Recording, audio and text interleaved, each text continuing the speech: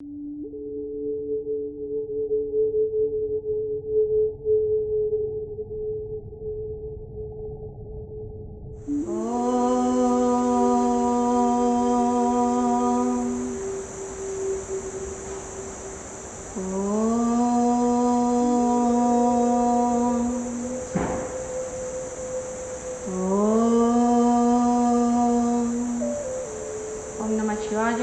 días a todos, buenos días a todas esas personas que están conectadas el día de hoy online. Mi nombre es Ángela Rangel, soy profesora de yoga como Yoga Angels, ese es el nombre pues de mi marca. Y el día de hoy estoy muy feliz porque es una invitación directamente pues de la embajada de la India en Colombia y en Ecuador, del Ministerio de Ayush y también del Consejo de India para las Relaciones Internacionales. Y básicamente esto se hace para la celebración del Día del Yoga, que es un día importante y declarado por la ONU. Entonces tenemos este espacio para las clases y para las conferencias y pues muchísimas gracias por la invitación. Bueno, mi conferencia es sobre la muerte y el miedo. Y es sobre la muerte y el miedo, sobre todo por este momento de pandemia por lo que estamos pasando. Son dos emociones y dos acciones también que están muy fuertes en esta época. Entonces vamos a verlo como por temas y con esa energía yógica, ¿no? ¿De qué se trata? La muerte como tal ha estado rondando siglos y siglos en cuestionamientos sobre la inmortalidad. Cómo hacer para no morir, a dónde van, qué pasa con esa persona. Han muerto sadhus, monjes, artistas, gente que podemos denominar buena, mala. Pues digamos que en Colombia tenemos un dicho que es básicamente como si al que le llega, como le llega, ¿no? La muerte no tiene ni raza, ni cultura, ni sexo. Lo único que no se puede evitar es la muerte, es lo que decimos acá. Entonces, ha llegado tanto hasta las religiones que incluso el Santo Grial, si lo han escuchado, había un montón de cuestionamientos, de búsquedas para encontrar esa copa de la última cena donde bebió Jesús, porque supuestamente daba la inmortalidad. Y han estado hasta científicos intentando que la gente sea inmortal. A nivel yógico podemos decir que no existe la muerte. La muerte simplemente no existe. La muerte al estado físico puede llegar a existir. Y siempre ha estado ese temor, ¿no? Ese temor del final, de que hasta acá se acaba todo. Y dicen, no temas a la muerte. Hay un Atman, el Atman es el alma. Y esa alma simplemente va de salida y de llegada.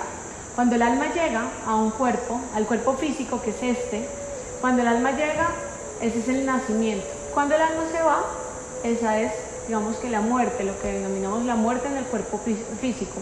Pero esa alma va de cuerpo en cuerpo y de cuerpo en cuerpo. ¿Cuál es realmente la tarea de esa alma? Ir evolucionando en cada paso.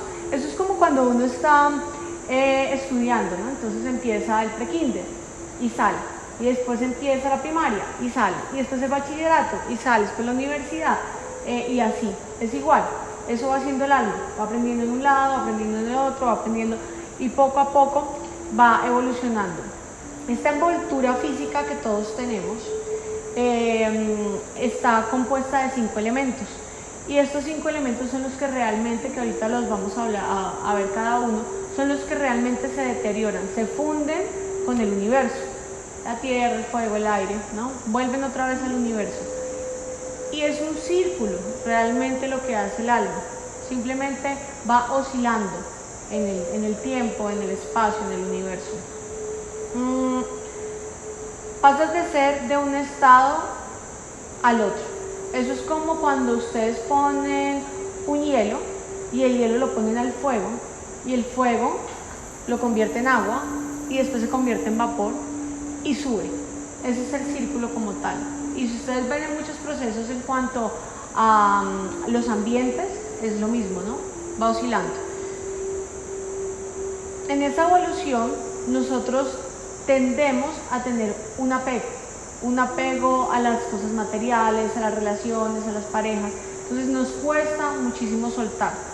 Eso es realmente como el proceso de la muerte. El proceso de la muerte es darnos cuenta que esto no acaba acá, que simplemente es un paso más que vamos a dar, una tarea más, una evolución más.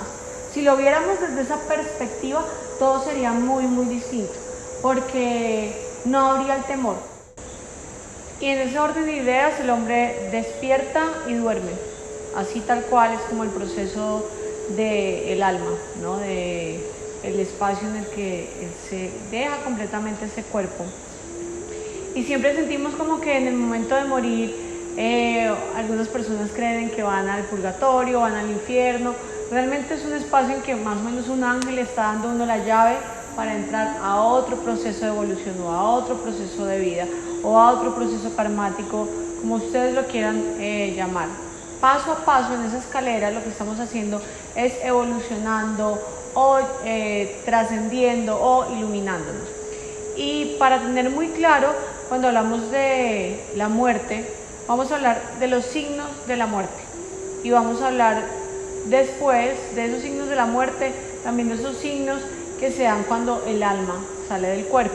Y hago mucho énfasis en eso para que sepan que es eso que queda ahí, es como simplemente un carro que ya no sirve y paso a otro vehículo nuevo, ya está. Entonces normalmente en el occidente lo que se hace es mirar la respiración, mirar el corazón y saber si el cerebro, ¿no?, aún tiene algún tipo de reacción. Hace poco en una investigación se dieron cuenta que el cerebro dura más o menos un promedio de 10 horas en seguir ahí constantemente, digamos que en función. Y es tan profundo que las personas mueren y pueden llegar hasta 10 a 15 días y su pelo sigue creciendo. Las células siguen 10 horas ahí en movimiento, haciendo todavía procesos que hacen normalmente. Entonces ese es el cuerpo físico. Entonces resulta que este cuerpo físico como tal tiene varias memorias. Esas varias memorias están como introducidas, como decir, en nuestro ADN espiritual. Hay memoria karmática, hay memoria generacional, emocional, evolutiva, ¿sí? Están esas memorias ahí, como ese chip que está ahí incrustado. Y esas memorias como tal son lo que está en el alma. En la medicina, como en la medicina de la India, que es la parte ayurvédica de encontrarle significado a la vida, no se fijan en llegar en algún momento como antes en el occidente, abrir el cuerpo y sacar los órganos para mirar cada órgano qué funcionamiento tiene. No, así no se estudió y no son las bases de la Ayurveda. En las bases de la Ayurveda miran la retina, la energía, tu saliva, las emociones, ¿no? Esa es la base como tal.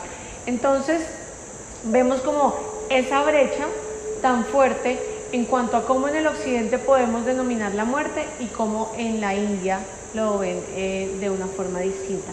Y nosotros tenemos en la parte emocional, en la parte energética, la fuerza vital, y esa fuerza vital la llamamos el prana.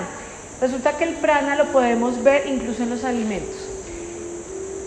Un alimento que está mucho tiempo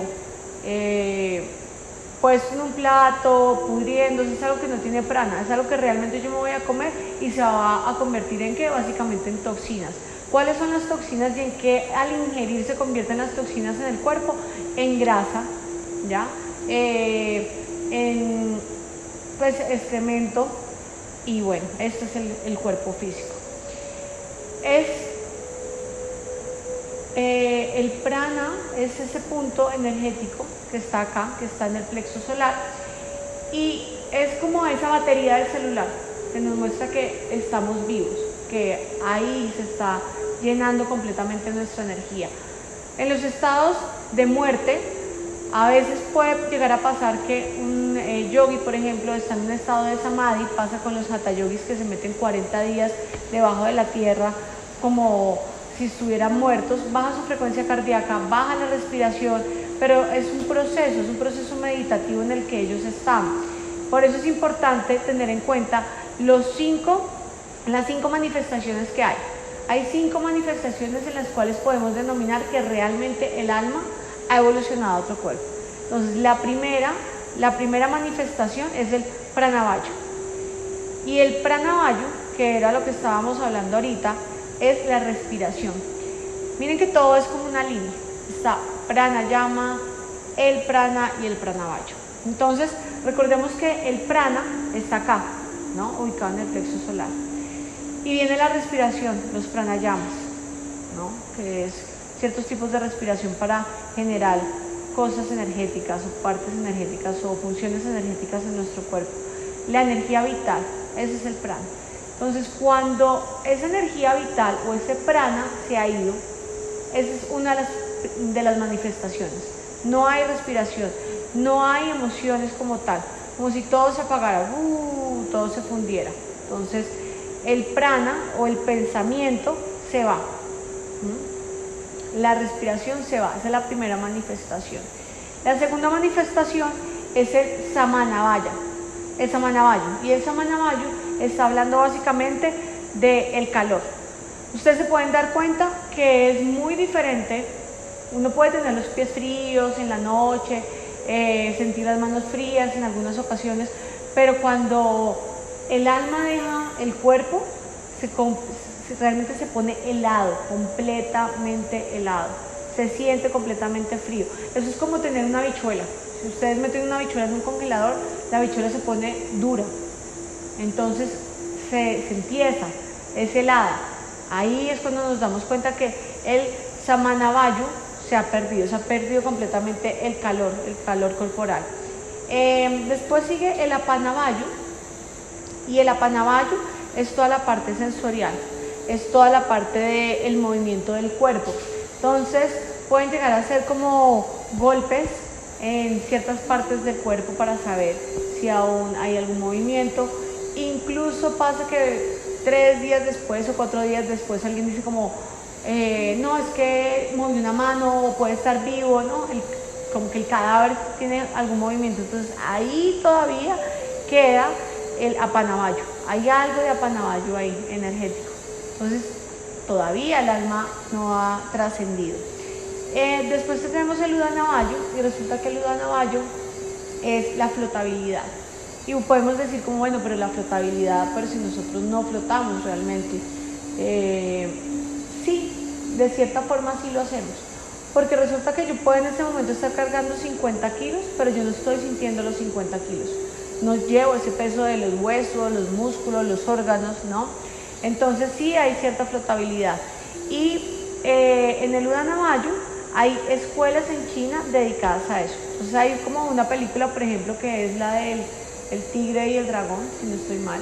Y esa película muestra esos movimientos en las artes marciales, cómo se elevan, cómo van hacia un lado y otro. Obviamente es película, pero sí se puede llegar a generar a través del baile, a través del yoga, a través de toda la parte de las técnicas marciales, enfocarse en el udanavayu para generar más flotabilidad. Lo pueden ver en los deportistas, en los saltos, que siempre en épocas han dicho como es imposible llegar a un salto de tantos metros, y lo han logrado, y lo han logrado, y lo han logrado con esa dedicación. Entonces ahí está el udanavayu, la flotabilidad. Y el pyanavayu, que era como la primera manifestación que decía, si ese cuerpo se está pudriendo, está muerto. Y resulta que en el momento, por ejemplo, de tomar el veneno de algunas serpientes, el cuerpo por dentro empieza a un estado de putrefacción. Entonces hay un proceso del pyanavayu en que se pudre los órganos sin estar muerto. Eso no va paso a paso. Eso no es como que primero la respiración y después no. O sea, eso es cuando ya todos estén fuera, cuando hagas un checklist y te des cuenta que definitivamente todos se han ido, ahí es cuando el alma hizo trascendencia completa, cuando ya definitivamente el alma está en otro cuerpo. De lo contrario, ahí sigue todavía el alma, no se ha despegado. Hay un ritual hindú del proceso que es más o menos entre 14 días. Ese proceso de 14 días es para verificar y constatar que el alma ya se fue. Acá nos pasa que a los 3 días como que nos agarra un afán de rápido arreglar todo, hacer la ceremonia, la iglesia y enterrar. No le damos a veces como ese espacio a la alma que se desprenda completamente. Y es importante llegar a hacerlo, es importante llegar a tener rituales largos. Las personas que sufren de ataques cardíacos, las personas que, por ejemplo, están en procesos como yógicos, pueden llegar a esos estados sin estar muertos, que era lo que estábamos hablando al principio. Entonces, de tener el prana muy elevado, pero no lo podemos notar. Entonces, es muy importante saber cuando realmente hay esa trascendencia, ¿no? Esa transformación. Hay una parte en que te diagnostican que estás muerto o te declaran que estás muerto. Entonces, en el diagnóstico son las 5 manifestaciones que se han perdido y la declaración es tal hora, ha muerto, pero ahí en esa declaración no ha muerto.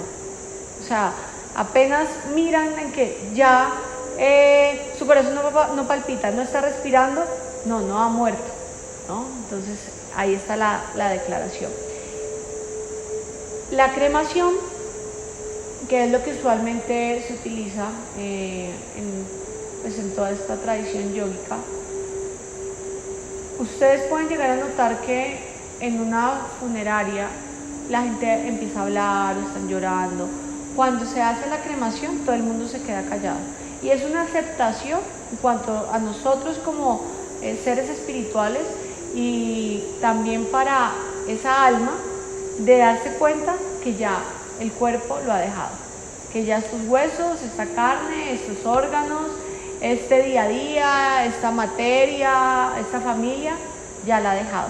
Entonces ahí ya el cuerpo físico marca una brecha completa, ya ahí desaparece completamente, hay una disolución y es bueno desapegar, y es bueno porque si nosotros tuviéramos a esa persona, pues no la cremáramos y estuviera mucho tiempo, podríamos llegar a pensar, ¿será que va a volver a la realidad, a vivir?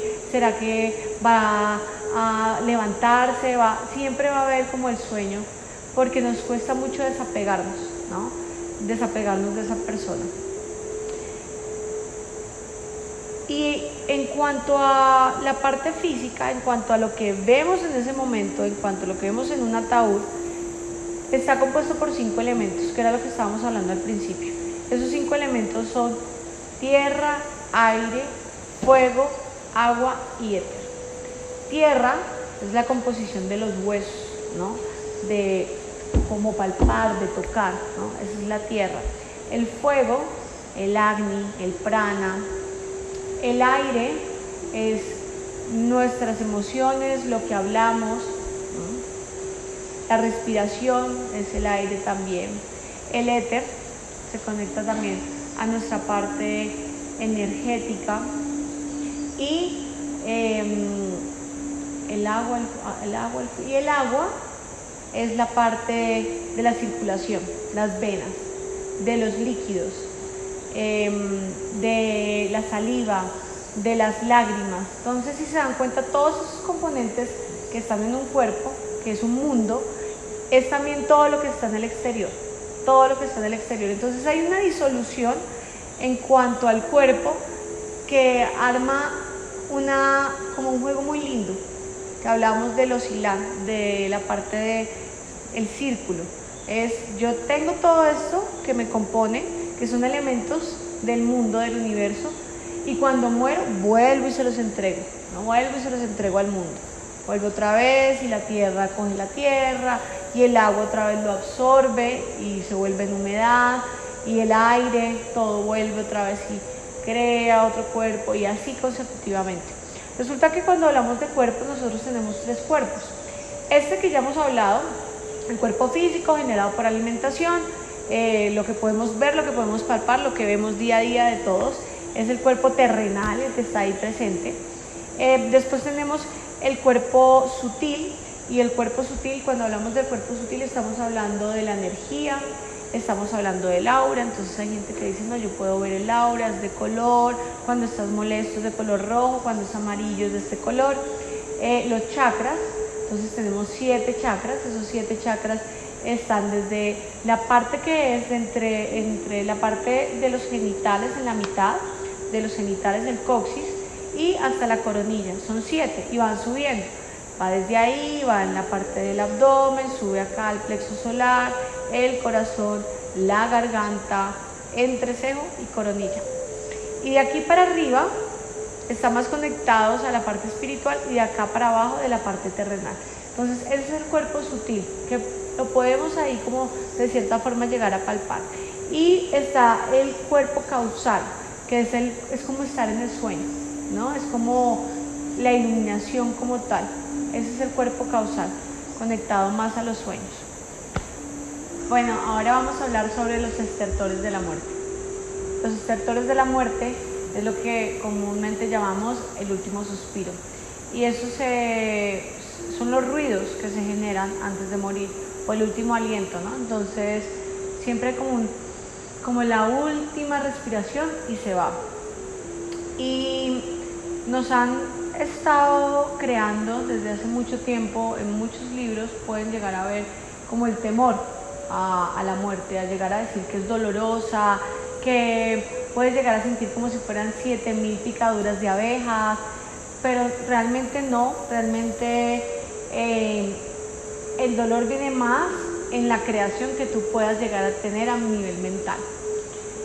Es muy importante dentro de ese paso, como la oración a los muertos, o la oración a esas almas, o lo que podemos nosotros también ayudar. Una vez es el kirtan, y el kirtan es los cantos, es la devoción, es estar cantando, cantar mantras, también hacer lecturas. Nosotros podemos creer como que no, esa persona en su lecho de muerte, pues podemos estar ahí hablando de los problemas, de lo que deja, de lo que no deja, de dinero, un montón de cosas, y no somos a veces delicados con eso, ¿no? De tener en cuenta que esa alma está recogiendo toda esa información. Es muy bueno llegar a leerles el Gita o la Biblia, algún libro sagrado en el cual ustedes sientan y quieran conectar, llenarlo de buenos deseos, empujar a esa alma a que deje ese cuerpo, a que se sienta feliz, a que sienta esa dicha absoluta, a que... ¿Cuál puede ser la última forma de pensamiento? Es muy importante el comportamiento de los seres queridos. Realmente, si nosotros lo vemos desde este contexto, podemos decir que es una fiesta. Hay una celebración de decir que bueno, viene ya otro proceso diferente, ya deja completamente este cuerpo, ya deja este sufrimiento, y ahora viene a renovarse, si reencarna, a evolucionar más, ¿no? A estar más cerca de la iluminación. Cuando las personas tienen ese apego, y era por eso va a conectar esta conferencia el miedo, a dejar, a soltar, todo eso de cierta forma se le entregan a esa alma, ¿no? Todo ese miedo, esa frustración, esos pensamientos, el llorar, todo ese comportamiento va a esa alma. Eso es como una esponjita que está absorbiendo, así como los niños están absorbiendo toda esa información en este momento, la absorben, y para ellos es muy fácil dejar la materia cuando hay familia que no quiere soltar. Entonces eso es un trabajo grupal, es un trabajo energético, es un trabajo familiar, es un trabajo amoroso. ¿Qué es lo último que quiero pensar antes de morir? Por eso es tan bueno dejar como un checklist de dejar todo al día desde nuestros valores, ¿no? Desde el conocimiento, como ¿qué quiero pensar? Quiero pensar en mi mujer, estoy pensando en el dinero, estoy pensando en lo que no di, en lo que hice. Realmente, ¿qué quieres tener en tu mente en ese momento? Dicen que el rey Vairata tenía en ese momento un cordero cuando murió y le daba comida al cordero y estaba todo el tiempo en el tema del cordero y terminó reencarnando en un cordero, ¿no? Entonces, ¿qué quieres recordar tú? ¿Qué quieres darle a ese ADN espiritual? ¿En qué quieres reencarnar? ¿Qué quieres seguir jalando vidas y vidas y vidas? Entonces, ahí está ese proceso, ¿no? De llegar a estar muy consciente del proceso que se está viviendo en la muerte. Cuando estamos dejando el cuerpo debe ser muy difícil, porque pues claramente no he estado ahí, muy difícil pensar en Dios. Yo acá les digo como no vayan a pensar en su mujer, no piensen en sus hijos, no piensen, y estamos hablando de, digamos, este tipo de muertes que pueden llegar a ser de cierta forma avisadas o con tiempo o en una clínica, ¿no? Porque pues una muerte en el momento es muy difícil. Y está la forma y de pensar en Dios. Y eso se basa en la práctica espiritual, básicamente, en tener una práctica espiritual constante, en tener un hábito espiritual, en tener un día a día que no es necesario realmente, es necesario tener la práctica. Y esa práctica tiene dos bases. La primera base como tal es hablar del yoga, ¿no? ¿Y qué es el yoga? Es la unión entre la mente, entre el espíritu, entre el cuerpo. Es unirte con Dios, fundirte completamente con Dios. Esa es la primera parte. ¿Y qué son las ramificaciones del yoga como tal? Entonces, dentro del yoga tenemos primero los 5 pilares. Dentro de una práctica espiritual, ¿cuáles serían los 5 pilares? Entonces, los 5 pilares a nivel yógico sería primero asanas, la práctica de las posturas, día a día, una práctica constante, una práctica de un promedio de 1 o 2 horas diarias. Dentro de esa práctica está los pranayamas. ¿Qué eran los pranayamas? Podemos hablar, por ejemplo, del Kapalabhati, podemos hablar del Anuloma Viloma. Esos son como los más comunes. Y es conectarte con la respiración, darle un sentido a la respiración. Nosotros con el tiempo, nuestra respiración cambia muchísimo en el día a día. Normalmente, si ustedes ven un niño, su respiración es abdominal, desde diafragma, el abdomen se expande, el abdomen se contrae, el abdomen se expande, el abdomen se contrae. Sí, eso es lo que vemos normalmente. Pero nosotros empezamos a cerrar completamente, a respirar muy rápido, a respirar muy lento, y eso va conectado a las emociones. Cuando tú estás triste, tu respiración puede ser mucho más rápida, o si estás peleando, contrae la respiración. Cuando estás en una discusión, normalmente uno como que contrae y empieza a hablar un montón de cosas, que ahí va el ego respondiendo completamente. Entonces, contraes.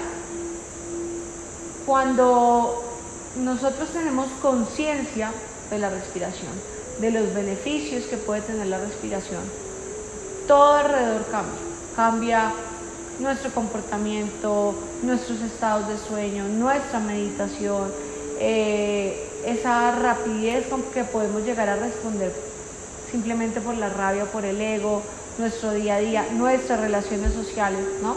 Conciencia en la respiración. Entonces empezamos con los pranayamas. Entonces, las asanas, las pranayamas, y tenemos Shavasana. Shavasana quiere decir postura del cadáver, y pues literal, acostarte completamente con las piernas separadas, los brazos separados, cierras un poco la parte de los hombros y te relajas, y puedes empezar una relajación parte por parte del cuerpo y llegar a ese estado. Cuando una persona tiene un accidente y cae completamente desgonzado. De eso se trata la postura de Shavasana, desgonzarse completamente. Ayurveda es tener una alimentación consciente, es saber de qué nos estamos alimentando, saber que nuestra alimentación entre más natural, entre más viva, más prana vamos a tener, más vitalidad, más energía, más fuerza, más mente clara, estar completamente ahí, limpios hacia donde queremos llegar y hacia la conexión con Dios. Y por último, el resumen de todo eso, llega la meditación y el pensamiento positivo. Y la meditación como tal es el resumen de hacer toda esta práctica para llegar a tener una postura de meditación por mucho tiempo. Las asanas realmente no es como ahora se ha dado a la moda de el que más estire, el que la pierna le llegue más a la oreja. No, realmente la asana no se trata de eso. La asana se da para que usted pueda llegar a una postura de meditación por muchísimo tiempo. De eso se trata la asana. Entonces, al hacer ese resumen de los 5 pilares, usted tiene un hábito y una práctica espiritual realmente constante, realmente fuerte. Su mente es muy, muy fuerte. Entonces, ese es lo primero. Y hay 4 caminos. Hay 4 caminos para llegar. Hay 4 caminos del yoga. El primer camino es el karma yoga. Y el karma yoga lo denominamos el servicio desinteresado. Desde acá, desde donde yo estoy, que es en el ashram en Vanadurga, nosotros hacemos karma yoga constantemente. Tenemos como unas horas, pero el karma yoga usted lo puede hacer desde su trabajo, desde su casa. Las mamás le dan ese servicio desinteresado a sus hijos. Karma yoga, cuando hablamos de servicio desinteresado, tal cual lo dice, no es que usted esté dando algo para recibir dinero, y mucho menos que usted diga, no recibo dinero, pero quiero que me conozcan o quiero que me den las gracias. Ahí ya no es karma yoga porque usted está a la espera de algo. Es simplemente entregárselo a lo que ustedes crean, a su creencia, a Dios, a la energía, al universo. Esa es la primera. Bhakti yoga. Bhakti yoga está conectado con el kirtan, con la devoción, con la postración, y el kirtan son los cantos. Entonces, los cantos o las afirmaciones, y ustedes se pueden dar cuenta si ustedes ponen una canción, y puede ser una canción de una pareja con la que usted terminó hace 20 años, usted se va a acordar de ese momento, porque la música tiene un efecto muy fuerte a nivel emocional y a nivel espiritual. En el ADN está ahí marcado. Es como un cincel que se le marca a usted en el cerebro. Usted puede recordar el momento que escuchó esa canción, o dónde estaba, o qué persona le recuerda, ¿no? Y el kirtan es devocional. Acá como tal, y en la India, no es que usted le esté cantando a un elefante, como a Ganesha. No se trata de cantarle a un elefante. Lo que se hace es intentar o tratar desde el fondo de su corazón llegar a tener esas cualidades de ese elefante. Entonces, él destruye los obstáculos mentales y los obstáculos espirituales. Entonces, en el kirtan usted hace eso. Bhakti es el corazón completo, es la entrega completa, es el amor completo. La devoción, ustedes pueden ver que muchas personas se agachan en las iglesias, en muchos lados. No es es generar humildad, y es también generar en que estoy dispuesta a abrir mi corazón para conocer, para entregar, para el saber. Ese es el Bhakti Yoga. Y después sigue el Raja Yoga, y el Raja Yoga es la meditación. Es los estados meditativos, los estados de silencio. Poder llegar a meditar incluso, no solamente en estados de silencio, sino también en estados como estar en un carro. Tenemos que ser sinceros, no todos podemos estar en un ashram viviendo. Entonces hablemos del día a día, y el día a día es ese. El día a día es, usted está metido en un trancón, la gente pitando, la gente peleando, llega a su proceso meditativo. Eso le va a aclarar mucho las ideas. Y Dhyana Yoga, o Dhyana Yoga, es el estudio de las escrituras sagradas. Ustedes pueden estudiar el Gita, pueden estudiar la Biblia, pueden incluso leer libros de los maestros. Eso es como un pedacito de cada texto, lo pueden hacer a diario. De lo que ustedes sientan como una conexión fuerte o que sientan interés, de los ángeles, de Jesús, de la Virgen, de Magdalena, de personas como Gandhi. Cuando ustedes están estudiando un maestro, uno tiende a tener esos valores o esas capacidades de esos maestros. Por eso es importante ese tipo de lecturas. Ustedes empiezan a vibrar en esa energía. Entonces, cuando tenemos esos 4 caminos, si ustedes se dan cuenta, si mis pensamientos son positivos, si estoy generando un buen karma, si realmente tengo una conexión universal, si me estoy cuidando mi cuerpo, si estoy teniendo una práctica, si estoy meditando, el resumen de todo eso es una conexión universal con Dios, ¿no? Y no lo vean como un tema religioso porque no tiene nada que ver con eso. Cuando hablamos del Dios es todo, es usted, es esta naturaleza que está atrás mío, soy yo, eso es Dios, es verlo como el todo. Entonces en el momento de morir es decir como, bueno, lo hice, lo tengo ahí, estuvo presente en mi día a día, de 20.000 formas diferentes, lo escuchaba en la música, hablaba, leía, tener ahí a Dios presente con nuestras actitudes, con el corazón abierto, de eso se trata. Entonces ahí lo tienen, ahí tienen los 5 principios y los 4 caminos.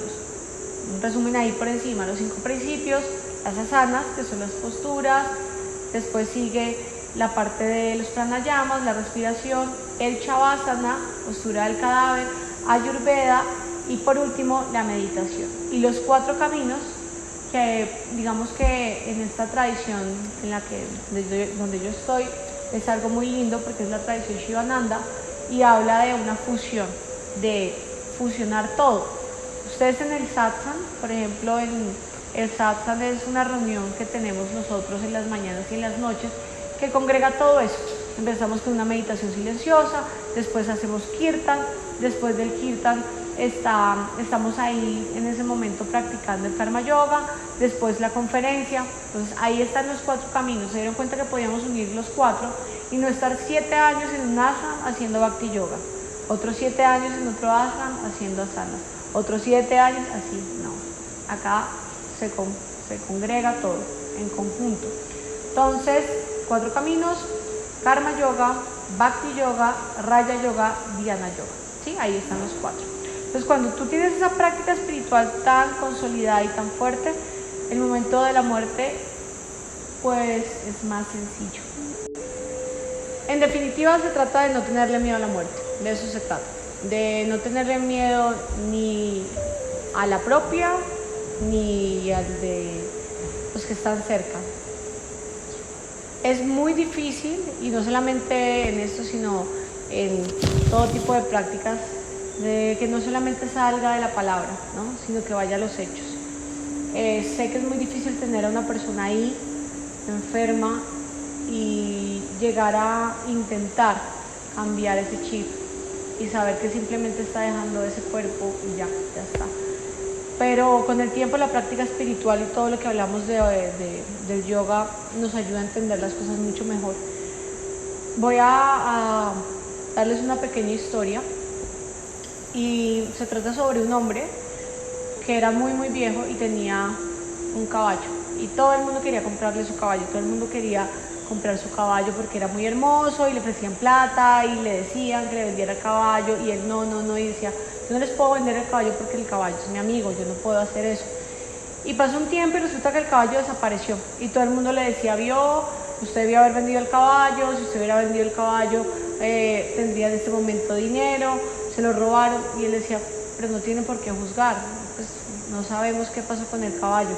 Pasó mucho tiempo y llegó el caballo con 12 caballos más y todos así igual que él, muy lindos, pues por ser súper bonitos. Entonces después de eso dicen ellos: wow, usted tiene mucha suerte, definitivamente se trataba era de algo bueno, algo que venía para usted con 12 caballos, qué bueno que le haya pasado así. Él decía: no es bueno ni es malo, no sabemos si es bueno o es malo, simplemente llegaron 12 caballos y ya.